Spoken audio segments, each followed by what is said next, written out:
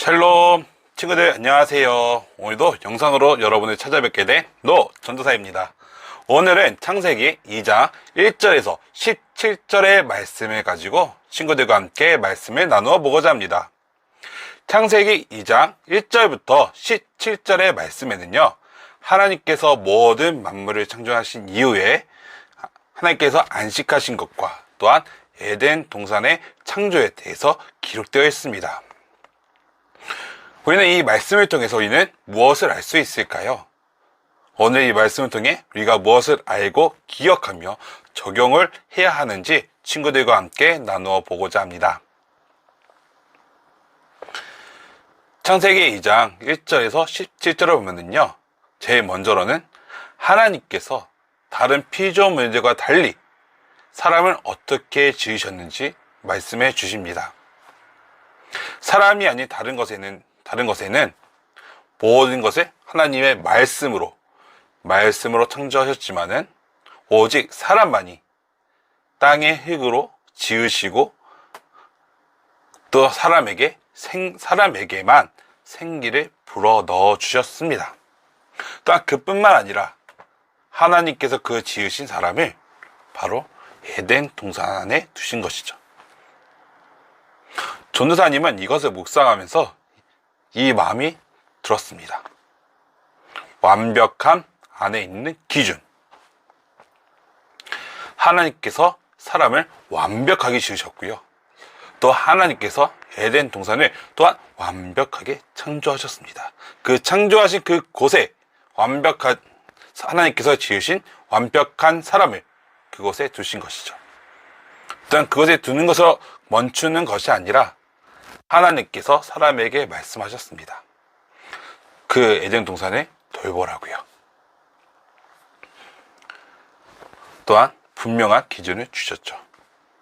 무엇일까요? 여러분이 성경 필사에 적극적으로 동참하고 있다면, 또한 이 말씀 알고 있다면 무엇인지 알고 있을 것입니다. 바로 선악을 알게 하는 나무의 열매를 먹지 않는 것입니다. 그것을 먹는 날에는 반드시 죽는다고 말씀하셨습니다.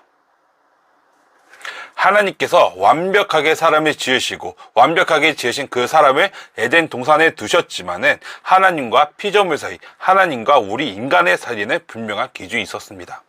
하나님은 우리의 창조주이시지만 우리는 하나님께 지음받은 피조물이기 때문입니다.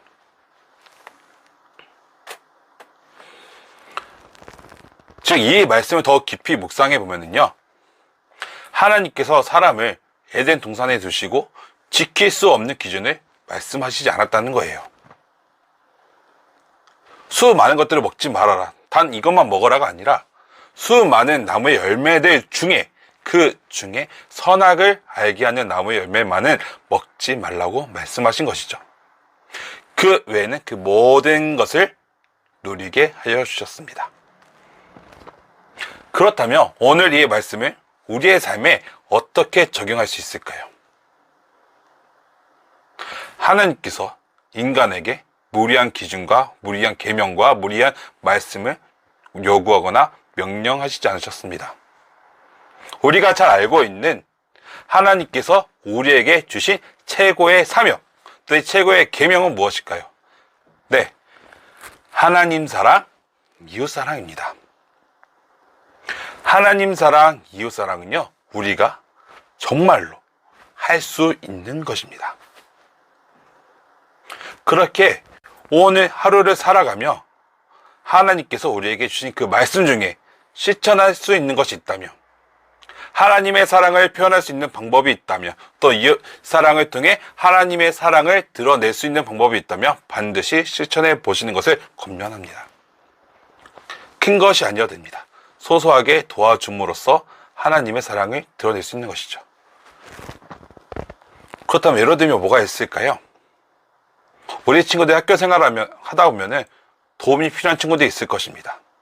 그 친구들의 도움을 외면하지 않는 것입니다. 또 그 친구들에게 무언가를 좀 많이 돕고 힘들어 보일 때 조그마한 간식을 주면서 이거 먹고 힘내, 오늘 하루도 힘차게 버텨보자 라든지 이런 소소한 것들입니다. 그렇게 오늘 하루를 지나가면서 오늘 창세기 2장 1절부터 17절의 말씀을 통해 하나님께서 우리에게 분명한 기준을 제시해 주셨던 것처럼 여러분의 삶에서 하나님의 사랑, 이웃 사랑을 실천할 수 있는 방법이 있다면 반드시 실천해 보십시오. 그 말씀을 실천함으로써 정말로 하나님의 사랑과 또 하나님의 사랑을 흘려보낼 수 있는 귀한 우리 오산중학교 학생부 친구들이 되어지길 소망합니다. 그럼 우리 내일 다시 만나요. 샬롬.